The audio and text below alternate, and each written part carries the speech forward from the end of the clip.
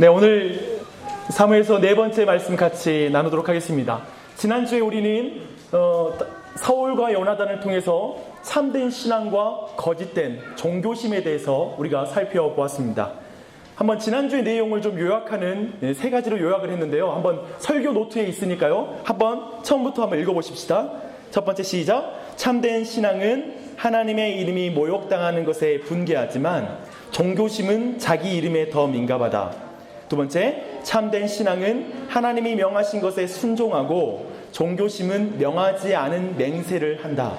세 번째, 참된 신앙은 죽으면 죽으리다는 태도로 하나님의 편에 서지만 종교는 승리와 성공을 얻어내기에 집착한다. 오늘은 사실 이 지난주에 다뤘던 이 내용을 다윗과 골리앗을 통해서 다시 한번 살펴보게 될 것입니다. 좀 더 다른 관점에서 보는 면도 있을 것입니다. 오늘 이야기는 너무 유명한 이야기예요. 우리 한번 다음 화면 띄워주실래요? 다윗과 골리앗 이야기. 너무나 유명해서 예수님을 믿지 않고 세상 사람들도 이 이야기는 다 알고 있어요.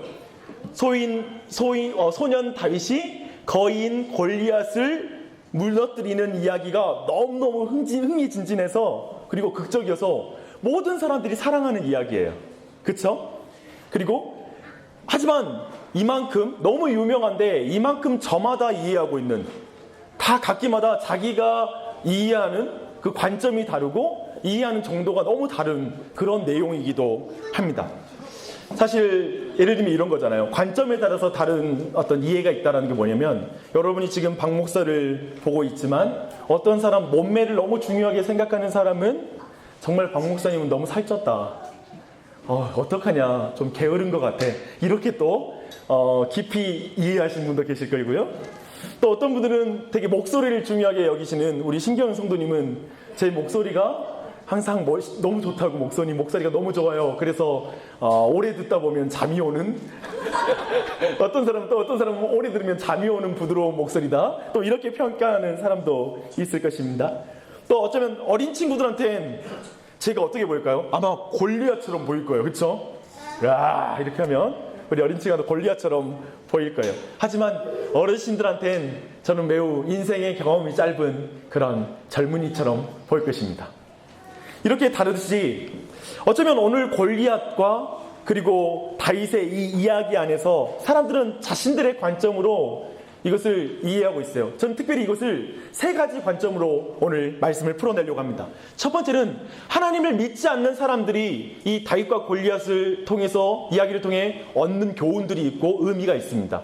승리의 비결이 있고요. 그걸 한번 살펴보기로 하고요. 두 번째는 우리가 믿으면 항상 이길 수 있다라고 말하는 승리주의 영성, 그리고 그 긍정주의 영성에 대해서, 그리고 그런 종교인에 대해서, 종교인의 관점에 대해서 한번 살펴보려고 합니다. 그런데 이런 관점에 머무는 게 아니라 많은 사람들이 자신의 관점으로 막 이 성경의 재밌는 이야기를 읽다 보면 정작 하나님께서 왜 이 이야기를 우리에게 들려주시는지, 하나님의 관점으로 성경 읽는 것을 많은 사람들이 놓치고 있습니다. 세 번째 볼 것은 하나님의 관점으로 다윗과 골리앗 이야기를 듣는 것입니다. 오늘 이야기 들어가겠습니다. 아마도 우리 어린 친구들에게도 우리 모두에게 매우 흥미진진한 이야기가 될 것 같습니다. 먼저 다윗과 골리앗을 소개하겠습니다. 먼저 골리앗을 소개하면 2m 92cm에 달하는 키예요. 2m 92cm면 지금 이 천장에 충분히 닿겠죠? 그렇죠? 굉장히 큰 키를 가지고 있습니다. 그 사람의 갑옷의 무게는 80kg에 달합니다. 제 몸무게보다 좀 덜 나가요. 근데 거의 나를 그냥 깎아서 몸에다 붙이고 다닌다고 생각하면 됩니다. 굉장한 무게죠. 그리고 그 창이 있는데 그 창날 끝에 있는 쇳덩어리 무게만 해서 9kg에서 10kg에 달합니다. 그러면 그 나무까지, 창의 자루까지 합치면은 어떤 수십 킬로에 달할 수 있겠죠. 굉장히 무겁습니다. 그리고 이 사람은 어렸을 때부터 전투 경험이 굉장히 많은, 전장에서 훈련하면서 용사로 길러진 그런 용사입니다. 그리고 이 정도 이야기하면 우리 안에 질문이 있잖아요. 목사님 말도 안 됩니다. 어떻게 그런 사람이 있어요? 이것을 많은 사람이 질문했어요. 실제로 그런 사람이 있을 수 없다는 거죠. 그렇죠? 그런데 그 과거에 호머라고 말하는 일리아드라는 어떤 그런 시를 쓴 그 사람이, 역사서를 쓴 사람이 블레셋이라는 민족에 대해서 기록하고 있는 역사 기록물이 있어요. 원래 이 블레셋 사람들은 그리스 지방에 살고 있다가 밀려나서 배를 타고 해양 민족으로서 이 중동 지역으로, 고대 근동 지역으로 밀려난 사람들이거든요. 근데 이 사람들의 기록되기를 그들의 키와 그들의 무기에 대한 기록을 하는데, 지금 말하고 있는 이 골리앗이 가지고 있는 무기와 묘사와 동일한 걸 기록하고 있기 때문에 우리가 이 사람에 대한 역사성을 의심할 필요는 없습니다. 그런데 이 골리앗은 이제 자기의 신들의 이름을 불러가며 이스라엘의 신과 이스라엘의 군대를 조롱하면서 달려듭니다. 이 말은 뭐냐면, 근본적으로 이 골리앗이라는 사람은 끊임없이 하나님의 나라, 하나님의 교회를 전복시키려고 하는 이 세상을 대표하고 있는, 상징하고 있는 존재라는 거예요. 그러면서 이 세상이 가지고 있는 그 겉모습은 늘 골리앗과 같다라는 분명한 걸 우리에게 말해주고 있어요. 너무 공포스럽고 너무 무시무시해요. 그들이 가지고 있는 무기를 보면 우리가 하나님 뜻대로 살았다가는 죽을 것 같은, 그들에게 우리가 꼭 죽고 말 것 같은 그런 위협감을 주는 것이 바로 골리앗이고 바로 세상이에요. 근데 그 반면에서 이 골리앗 앞에 섰던 이스라엘 민족은 어떻게 하죠? 사울과 그의 백성들이 두려워서 벌벌 떨었다라고 성경은 말하고 있어요. 굉장히 공포를 하는 거죠. 제가 보니까 골리앗을 대표로 하는 골리앗이 대표하는 세상이 늘 그렇게 무섭듯이, 이 그리스도인들, 오늘날 교회와 그리스도인을 대표하고 있는 이스라엘 백성의 모습처럼 오늘도 우리도 이 세상 앞에서 벌벌 떨어요. 그리고 두려워 떨어요. 그것은 바뀌지 않는 것 같아요. 시대가 바뀌어도 그건 여전히 동일한 것 같습니다. 그런데 이 골리앗 앞에서는 이제 다윗을 좀 소개해 드리겠습니다. 아마도 이 다윗은 소년 다윗이라고 말하는데요. 이 아이는 표현하기를 얼굴이 붉고 용모가 아름다웠다라고 말하고 있어요. 아름다운 건 비슷한데 저랑 젊은 건 좀 비슷하지 않고, 제가 좀 나이가 좀 늙었지만 분위기 굉장히 안 좋아요.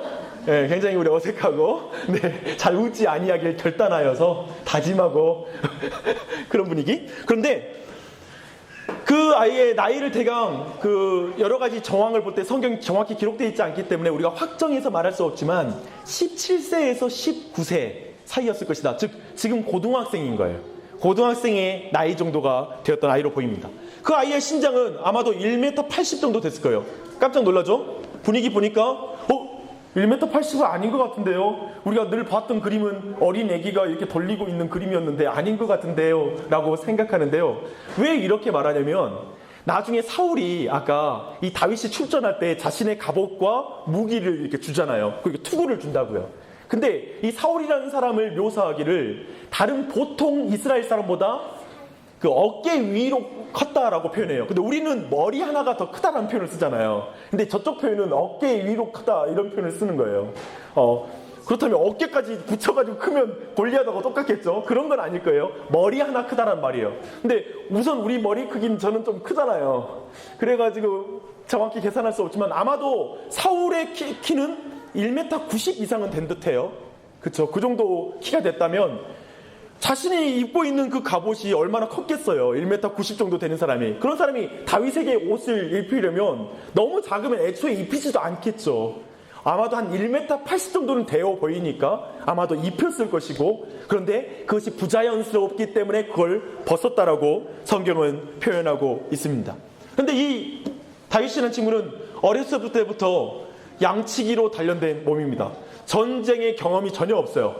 기본적으로 이 사람은 물매에 능하고 와일드 레슬링이라고 성경 표현이니까 곰의 수염을 가지고 치고 막 부둥켜 안고 막 양을 빼앗으려고 하는 짐승들과 그냥 레슬링하고 막 그런 분위기예요.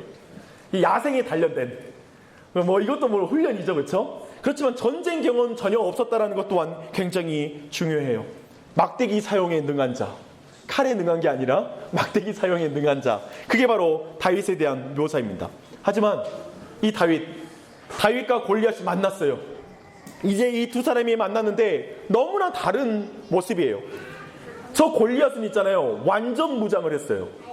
투구와 모든 갑옷을 다 갖추고 나올 뿐만 아니라 무장했는데, 이 솔로몬 우리 다윗은 어떻죠? 전혀 무장하지 않았어요. 무장을 해제하고 막대기와 물매와 돌 5개 들고 지금 나오는 거예요. 여러분 멋있잖아요? 저는 개인적으로 연상해 보면 굉장히 강한 존재, 우리가 볼 때에는 너무나 강한 골리앗이라는 신장이 2m 90에 달한 그 사람이 무기는 다 줄렁줄렁 메고 심지어는 그 방패 든 자까지 대동했어요. 그러니까 혼자 안 나오고 옆에 방패 든 사람이 막 이렇게 같이 들고 나오는 거예요. 그러고 나오는데 우리 다윗 형님께서는 물맷돌 돌리면서 굉장히 이렇게 돌 소주머니에다 넣고 이렇게 그 야생 옷을 입고 아마 가죽 옷이든지 어떤 옷이든 그런 느낌의 옷을 입고 지금 나오는 거예요. 홀로 나오고 있어요. 여러분 질문 있습니다. 누가 강해 보여요? 골리앗이 강해 보여요? 누가 강해 보여요? 그거 아세요? 잘 싸우면 맨손으로 싸워요. 뭐 다른 무기 안 찾겠죠. 그쵸? 근데 굉장히 우리가 사실은 골리앗 완전 무장을 한 스커드 미사일과 미국이 MD를 다 구축하고 모든 위험으로부터 자기 나라를 모든 테러로부터 지키려고 자물쇠를 다 만들어낸 그 국가가 더 강한 게 아니라 자물쇠를 안 사용해도 도둑이 없는 나라. 그런 나라가 더 부유하고 강한 나라일 수 있겠죠. 그렇죠? 잘 생각해보면 우리가 생각한 문명의 강함과 지금 이 성경에서 말하는 강함과 좀 달라 보여요. 그런데 이 전쟁은 우리가 다 알다시피 다윗의 승리로 끝납니다. 그런데 이 승리를 바라보는, 다윗과 골리앗의 이 싸움을 바라보는 3가지 관점이 있어요. 아까 우리가 살폈던 것처럼 첫 번째는 하나님을 믿지 않는 사람들의 관점이에요. 매우 현실적인 관점으로 이 다윗과 골리앗의 이야기를 봐요. 근데 그 승리의 비결로 첫 번째는 뭐냐면 적을 알고 나를 알았기에 나온 치밀한 전략이 빛난 승리였다라고 이 성경을 해석하는 거예요. 제가 만약에 이랬던 거예요. 다윗이 골리앗과 같이 중무장하고 그리고 육중한 저 용사와 함께 힘의 대결을 하면 내가 이길 수는 없어. 이런 계산을 먼저 한 거죠. 그리고 더하여서 창의 길이를 고려할 때 내가 그 창 길이 안에 들어가면 목숨이 위험하니까 창 길이 밖에서 승부를 봐야 돼. 이런 계산. 그리고 완전 투구하고 갑옷을 완전히 몸을 입었으니까 다른 데 때려봤자 승산 없어. 얼굴 부위, 거기에 그 이마를 때리든지 얼굴을 그냥 한번 때리면 이길 수 있을 거야. 이렇게 계산한 거예요. 그리고 제가 굉장히 큰 몸을 가지고 있으니까 비대해서 몸이 좀 둔할 텐데 재빠른 몸 동작으로 내가 물매라는 것을 날리면 이 돌을 넣어가지고 이 물매를 날려서 맞히면 이게 내가 저를 이길 수 있는 최고의 전략이야 라고 다윗이 생각했을까요? 안 했을까요? 이건 매우 중요한 질문이에요. 여러분이 신비주의 영성인가? 아니면 여러분이 진짜 신자들도 매우 합당한 타당한 방법들을 생각하고 전략을 만들어서 이 세상에 살아가야 된다라는 어떤 이런 것들을 나누는 기준이에요. 물론 조금 이따 더 살필게요. 근데 이렇게 지금 생각하는 사람들이 있다는 거죠. 그렇죠? 이게 바로 승리 비결이었다라고 보는 거예요.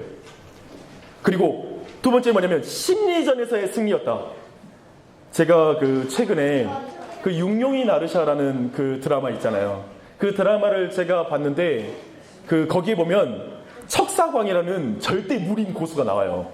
근데 이 사람이 정몽주 편에 서 있던 사람이었고 지금 계속 이성계와 이방원 편에 있는 무율과 또 한 명이 누구죠? 땅새라는 또 절대 무림 고수들이 있어요. 근데 이 척사광이 더 세, 사실은. 근데 이들이 딱 붙는데 척사광을 도저히 못 이기는데 이 무율하고 척사광이 안면이 있어요. 그리고 그 여인에게 약간 호감을 가지게 됐고 그 여자도 이 무율에 대해서 좀 마음을 좀 주는 그런 관계였어요.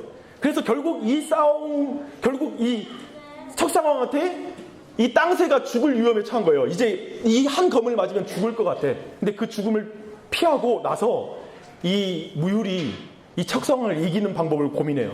그 뭐냐면 이 여인은 전투 경험이 많지 않다. 그리고 아마 이가 이제까지 경험하지 못했던 어떤 상황을 만나면 순간적으로 당황할 것이다 라는 계산을 한 거죠. 그래서 어떻게 하냐면 무율이 싸우러 가다가 갑자기 그 여인이 보고 있는데 검을 버려요. 검을 버리니까 이 여자가 순간 당황해요. 어떡하지? 그럴 때 무율이 그 여인을 안고 절벽 아래로 떨어지죠. 이렇게 해서 극단적인 싸움을 피했던, 굉장히 은혜롭죠. 굉장히 여러분 감동하고 있어요. 네. 그런데 지금 다윗이 그런 거예요. 이제까지 이 골리앗이라는 사람은 자기가 전장에 나가면 모든 사람들은 이렇게 피하기 바쁘거나 뒤로 움찔움찔 물러났을 거 아니에요. 근데 이 성경의 모사를 보니까 다윗이 빠르게 달려가기 시작한 거예요. 생각해봐요. 그 거인이 있는데 빠르게 곧바로 물매를 가지고 막 달려가기 시작한 거예요. 앞으로 막. 근데 달려오는 모습을 보고 순간적으로 심리적으로 공황이 왔겠죠. 당황했겠죠. 이 자식 뭐야 이거. 순간적으로 멍 때리다가 맞아 죽었다. 뭐 이런 심리전에 능하였다. 이게 바로 다윗이다. 아무도 생각할 수 없는 천재적인 방식으로 전술로 이겼다. 이렇게 이 본문을 해석하는 거죠. 어때요? 마음에 드십니까? 이게 승리의 비결이다. 사실 이런 승리의 비결에 대해서 이렇게 생각할 수 있고요. 또한 다윗과 골리앗 이야기의 의미를 또한 우리가 생각할 때 다윗과 골리앗이란 제가 한 책을 봤어요. 한번 다음 보여줄게요. 다윗과 골리앗이라는 책이에요. 강자를 이기는 약자의 기술이라는 그런 책이죠. 아마도 이것이 바로 현실주의자들이 다윗과 골리앗의 이야기에서 찾는 의미의 내용이 될 것입니다. 제가 그 책 뒤편에 있는 글을 소개할게요. 세상은 거대한 골리앗이 아니라 상처받은 다윗에 의해 발전한다. 멋있죠? 투견장에서 늘 지기만 하는 언더독도 어느 날엔 싸움에서 이길 수 있을까? 계란을 던져 바위를 깨뜨릴 수 있을까? 가능하다. 기존의 법칙을 거부하고 완전히 다른 창조적 시각으로 바라보면 새로운 룰이 보인다. 이 책은 약자가 강자를 어떻게 이기는지가에 관한 이야기다. 성공은 특권을 누리는 사람에게는 가깝고 그렇지 못한 사람에게는 멀리 있다. 이것은 정의가 아니다. 사회적 약자는 가진 것을 최대한 활용하여 이 룰을 깨뜨려야 한다. 이것이 인류의 진보로 이어진다. 또 멋있어요. 그렇죠? 이 세상 사람들이 다윗 이야기에서 발견하는 것은 두 가지예요. 창조적 시각을 가지라. 강점으로 일하라. 그러면 골리앗도 이길 수 있는 사람이 될 것이다. 그렇게 하면 작게는 너의 인생이 변화될 것이다. 크게는 다윗과 같은 약자의 연대를 통하여 이 세상도 변혁시키는 사람이 될 것이다. 이렇게 말하는 것이죠. 그리고 인류의 진보를 이룰 것이다. 선거 때마다 듣는 이야기예요. 그러면 이것이 바로 성경이 말하고 싶어하는 것일까요? 제가 볼 땐 한국의 많은 설교가 이 수준에서 설교가 이루어진 설교도 굉장히 많아요. 그렇죠? 여러분 강점으로 일하라 이런 거 많이 들어봤잖아요. 그렇다면 두 번째입니다. 이제 두 번째 살펴보고 싶은 건 뭐냐면 어떤 관점이냐면 믿으면 항상 이길 수 있다는 승리주의적 관점, 긍정주의적 관점을 본문에서 보는 거예요. 이렇게 말하는 거죠. 우리는 하나님을 믿지 않는 사람의 승리의 비결과 의미에 동의할 수 없다.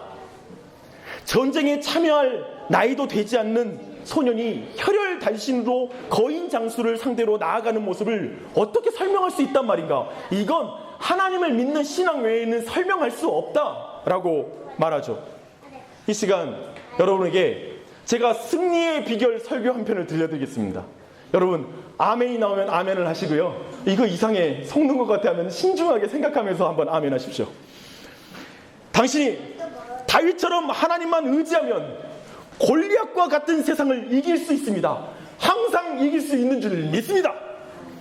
골리앗은 이름 없는 신들의 이름을 가지고 나아가지만 다윗은 만군의 여호와의 이름을 믿었습니다. 당신이 예수님의 이름만 믿고 나아가면 항상 세상에서 승리할 줄 믿습니다. 만사 형통할 줄 믿습니다. 아멘. 우리의 실력은 전혀 필요 없습니다. 여러분 전문성이나 현실적 감각, 자질, 능력이 아니라 당신이 오직 하나님만 믿으면 돌만 가지고 나아가도 돌덩어리 맞고 이길 수도 있는 것입니다. 믿으십니까? 아멘. 이렇게 하는 거죠. 이 전쟁에서 이길 수 있다는 자신감과 긍정적인 마음을 가지십시오. 다윗을 보십시오. 한마디도 부정적인 말을 하지 않아요. 긍정적으로 항상 이길 거라고만 생각해요. 그랬기 때문에 그는 이 전쟁에서 승리할 수 있었던 것입니다. 여러분이 왜 세상에서 실패한 줄 아세요? 긍정적으로 생각하지 않기 때문에 그렇습니다. 항상 이길 줄 믿는다. 내가 항상 이길 수 있어. 그렇게 믿으면 항상 이겨. 여러분 믿으시기 바랍니다. 할렐루야. 아멘. 이렇게 나오는 거죠.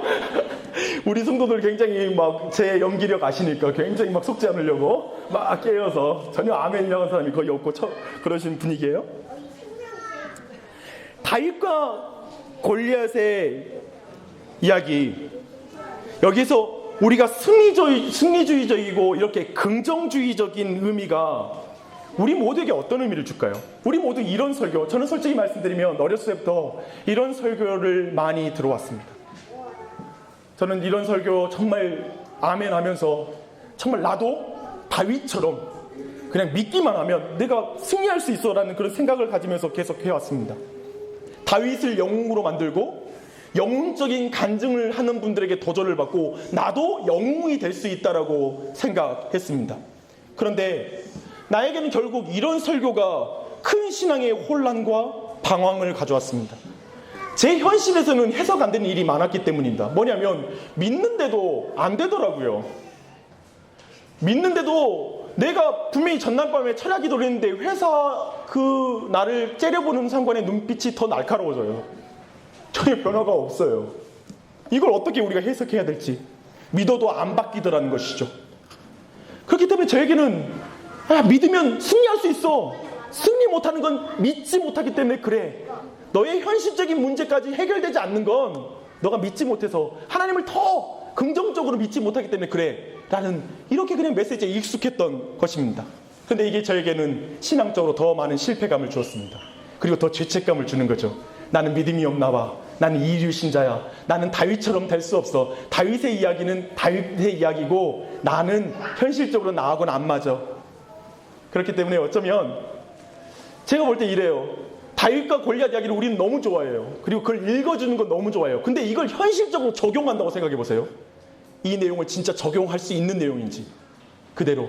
아마 우리에게는 해석이 있어서 굉장히 당혹스러운 본문이, 제가 볼 땐 다윗과 골리앗 이야기가 굉장히 어려운 본문이에요. 우리가 현실적 이야기는 듣기는 좋지, 감동적이지, 하지만 그렇지 않다라는 거예요. 만약에 여러분에게 아이들이 이렇게 질문하면 어떻게 대답하겠어요? 아빠, 다윗과 골리앗 이야기가 우리에게 어떤 의미가 있는 거예요? 라고 질문하면 제가 이렇게 대답하는 거죠. 애야, 이것은 수천 년 전에 있었던 싸움이지 지금 현실은 전혀 맞지 않는 이야기란다. 얘야, 잘 들어라. 왜냐고? 오늘날에는 믿음으로 나갔다가 승리하기는커녕 개죽음 당하기 쉽단다. 얘야, 잘 들어라. 다윗은 다윗이고 너는 너란다.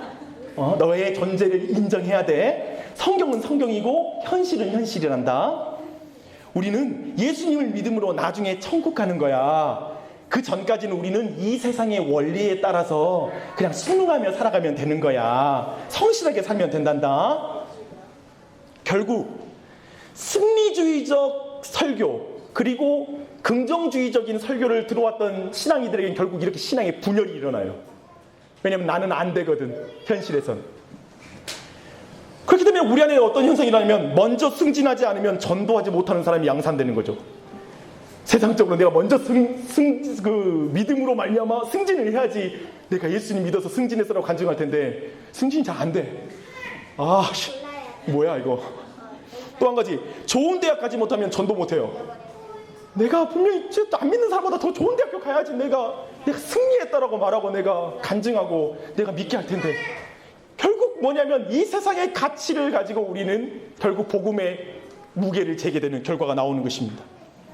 본문에서, 그렇다면 여러분 질문 있죠. 여러분이 볼 때 이 본문 안에 승리주의적 관점 안 보여요? 굉장히 다윗이 이긴다, 뭐가 이긴다, 난 믿는다, 막 이런 어떤 느낌 있잖아요.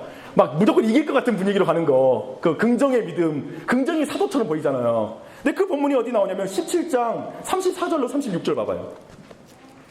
34절로 36절 읽습니다. 다윗이 사울에게 말하되 주의 종이 아버지의 양을 지킬 때에 사자나 곰이 와서 양떼에서 새끼를 물어가면 내가 따라가서 그것을 치고 그 입에서 새끼를 건져내었고 그것이 일어나 나를 해하고자 하면 내가 그 수염을 잡고 그것을 쳐 죽였나이다. 주의 종이 사자와 곰 더 쳤은즉 살아계신 하나님의 군대를 모욕하는 이 할례받지 않은 블레셋 사람이니까 그가 그 짐승의 하나같이 되리이다.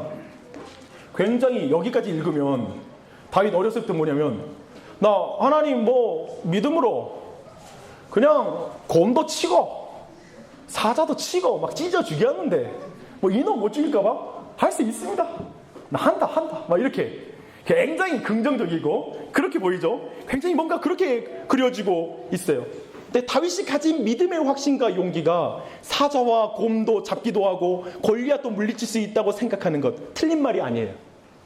하지만 거기에 머물면 적극적인 신앙이라고 부르는 그 상태예요. 우리가 말하는 적극적 신앙, 긍정적 신앙 뭐 이렇게 부르는 그 신앙에 머물러 있는 거예요.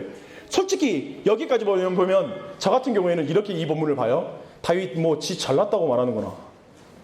뭐 지 잘 나갔다는 거는 한마디로 말하면 실력이 있다는 거잖아요. 다 뭐 돼지도 돼지가 아니라 돼지는 저도 쳐 죽일 수 있고 서도 말고 사자도 쳐 죽이고 곰도 쳐 죽였다. 그러니까 골리앗도 쳐 죽일 수 있다. 뭐 이렇게 자기가 힘으로 할 수 있는 것처럼 말하니까요. 그런데 하지만 이 다음 절부터 이제 분명한 그 의미가 드러납니다. 37절 말씀 봐보게요. 이제 다윗이 다르게 말을 해요. 설명을 해요. 37절 다 함께 읽습니다. 시작. 또 다윗이 이르되 여호와께서 나를 사자의 발톱과 곰의 발톱에서 건져내셨은즉 나를 이 블레셋 사람의 손에서도 건져내시리이다.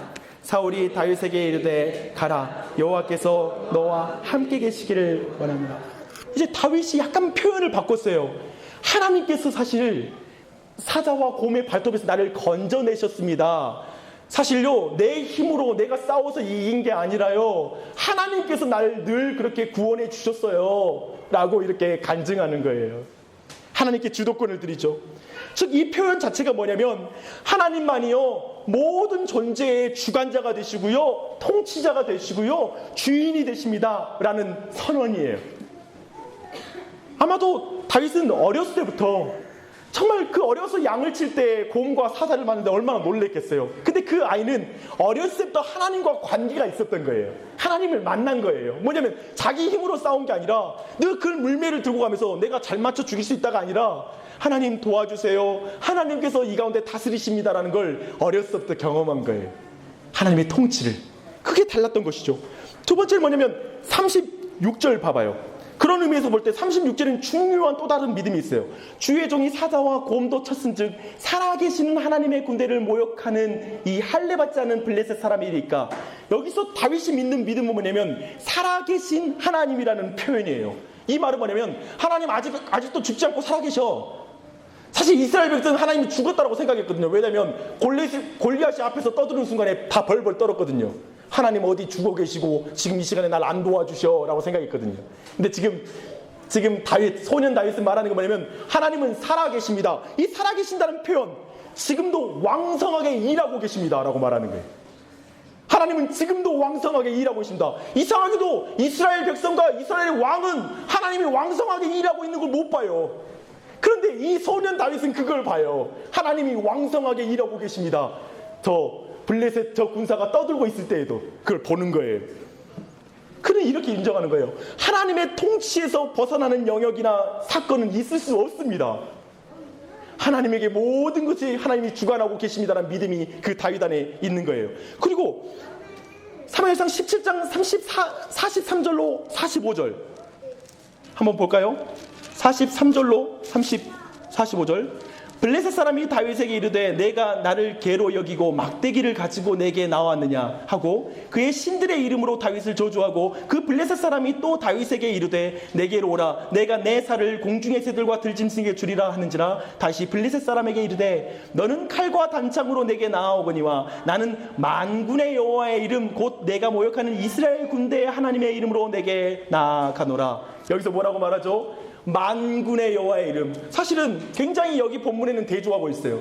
저 블레셋 사람은 이름 없는 신의 이름을 불러가면서 나와서 지금 저주하고 있고 이 다윗은 만군의 여호와의 이름이라고 표현하고 있어요. 사실 이 표현 안에는 뭐가 있냐면 아브라함 때부터 우리의 조상들 가운데 역사하시는 그 하나님, 끊임없이 일하고 오셨던 그 하나님, 난 그 하나님을 믿는다. 이렇게 말하면 아까 우리가 처음에 봤던 것, 어렸을 때부터 내가 곰과 함께 부딪히면서 그 하나님을 내가 만나온 그 하나님, 그리고 이스라엘의 역사의 하나님, 그러니까 이가 가지고 있는 신학은 어마어마한 거예요. 지금 이 다윗이 가지고 있는 신학은 어마어마한 거예요. 그 하나님을 내가 믿음으로 말미암아, 그 주권자이신 하나님을 믿음으로 말미암아 자기는 나아가는 것입니다. 그래서 궁극적으로 그 이후에 나타난 계속된 반복적인 다윗의 고백은 뭐냐면, 이 전쟁의 핵심은 뭐냐면 하나님이 누구신지를 알리기 위한 것이 이 전쟁의 핵심이에요. 다윗은 자신이 곰과 사자를 통해 만났던 그 하나님, 자신에게 하나님이 누구신지를 알려줬던 그 하나님을 이제 곰보다 못한 개와 같이 짐승과 같은 그 블레셋 사람 저 골리앗을 통해서 이스라엘 사람들에게 하나님이 누구신지를 막 알리고 싶은 거예요. 자기가 믿는 하나님을. 그게 전도겠죠. 그게 신앙이죠. 그 마음이 지금 다윗 안에 있는 거예요. 다윗에게는 자신이 죽어도 하나님은 여전히 하나님이에요. 여기서 기본적으로 여러분한테 질문이 있어요. 저도 신앙생활할 때 계속 질문인데, 성경 볼 때 질문인데, 어떤 질문이 있냐면, 아니 그러다가 다윗 죽었으면 성경 안 써졌겠네요? 라는 질문이죠.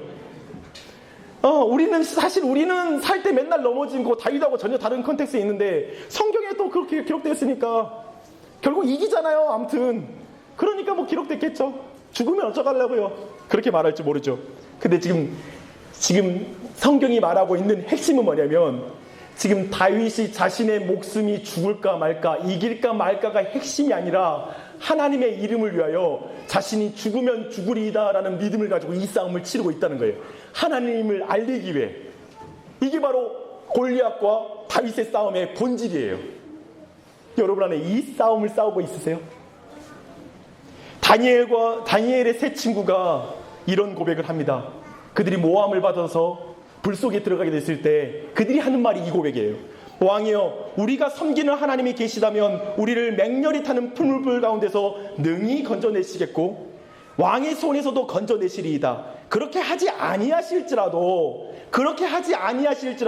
왕이여, 우리가 왕의 신들을 섬기지도 아니하고 왕이 세우신 근신상에게 절하지도 아니할 줄을 아옵소서. 결국 다윗의 신앙과 다니엘의 세 친구의 신앙의 본질은 여기에 있는 거예요. 성공할 줄 믿고 믿는 것은 아까 말했던 긍정주의적 신앙이죠. 하지만 참된 신앙은 그러하지 아니할지라도 난 하나님을 경외합니다.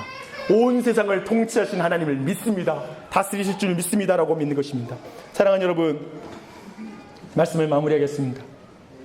여러분, 창조적 시각과 강점으로 일하라는 도전이 필요하십니까? 그래서 그런 교회를 찾고 계세요? 여러분, 할 수 있어. 창조적으로 하면 돼. 그리고 강점으로 일하면 성공할 거야. 하나님이 도와주실 거야. 그것? 아니면 바르게 믿기만 하면 이 세상에 언제나 원하는 일이 이루어지고 승리하고 잘 될 거야. 복 받을 거야. 복 받을 거야. 복 받을 거야 하는 그 복설교를 원하십니까? 그러나 성경이 말하는 핵심이 무엇입니까? 성경이 말하는 핵심은 하나님의 주권을 믿는 것입니다. 하나님의 통치를 믿는 것입니다. 한국 기독교와 교회가 세상 앞에 벌벌 떨고 있어도 하나님이 여전히 살아계심을 믿는 거예요. IS가 온 세상을 덮어서 믿는 사람을 잡아 죽이는 일이 벌어져도 우리는 이렇게 고백하는 거예요. 하나님은 살아계십니다. 하나님은 여전히 왕성하게 일하고 계십니다. 하나님의 주권과 통치를 저는 믿습니다. 하나님의 크심이 얼마나 크신지를 알기 때문에 다윗에게는 골리앗이 작아 보이는 거예요. 저 작은 것이 우리 크신 하나님을 모독한단 말이야. 이런 눈이 형성되는 거예요. 하나님이 작아지면 골리앗이 커 보여요. 그런 말 있잖아요. 하나님이 커지면 우리의 문제는 작아질 것이고 우리의 문제가 커진 것은 하나님이 우리 안에 작아졌기 때문이다라는 말. 그것입니다. 하나님이 여러분 안에 크신 하나님이십니까? 크신 왕이십니까? 목동 다윗이 되십시오. 하나님이 여전히 여러분 안에 일하고 계심을 믿으십시오. 그 크신 하나님의 주권과 통치가 여전히 여러분 안에 왕성하게 일하고 있다는 사실을 신뢰하십시오. 다윗에게 살아계신 하나님이십니다. 모든 상황에 살아계신 하나님, 그분을 믿으십시오. 이걸 믿는 게 어려워요. 하지만 그 믿음을 구하는 우리가 되기를 바랍니다. 기도하겠습니다. 주일 지나고 나갈 때부터 한 주를 지내면 세상만 보입니다. 물질만 보입니다. 세상은 너무 거대해 보이고 거기에서 내가 왕 같은 제사장이라는 말이 너무 부끄럽고 거기에서 난 너무 작은 존재로만 보입니다. 세상의 골리앗은 너무 커 보이고 그들이 위협하고 그들에게 잘못 보이면 죽을 것 같아서 거기에서 내가 굽실될 때가 있는 피곤하게 내 인생을 살아갈 때가 많습니다. 하나님, 우리에게 필요한 것은 하나님 긍정적인 사고방식도 아니고 그리고 우리에게 필요한 것은 어떤 전략도 아니고 그리고 우리에게 필요한 것은 물맷돌 나의 강점을 알고 그리고 정말 창의적인 방법이 내 인생에 동원되고 그렇게 내가 살아가는 것, 재정관리에 탁월한 방법이 내 인생의 소망이 아닙니다. 우리는 이 성경에서 그걸 얻어내는 것이 아니라 오직 창조주 하나님, 지금도 살아계셔서 왕성하게 일하고 계시며 내 가정과 내 삶과 내 아이와 그리고 우리 교회와 이 지역과 온 열방 가운데 통치하신 그 하나님, 온 역사와 인류의 역사를 다스리신 하나님, 그저 내 인생 살아갈 때 나를 만족시키는 수준의 우상이 아니라 전 역사와 전 인류와 온 우주를 통치하고 마지막 날에 심판하실 하나님을 우리가 믿습니다. 하나님, 그 믿음을 우리에게 부어주시옵소서. 그분이 너무 크신 하나님이기 때문에 우리 안에 자신감이 있고 용기가 있고 당당하고 세상의 거짓된 가치 앞에 비굴하게 살지 아니하고 저 골리앗 앞에 내가 비무장한 채 사랑으로 그들을 품어줄 수 있는 위치.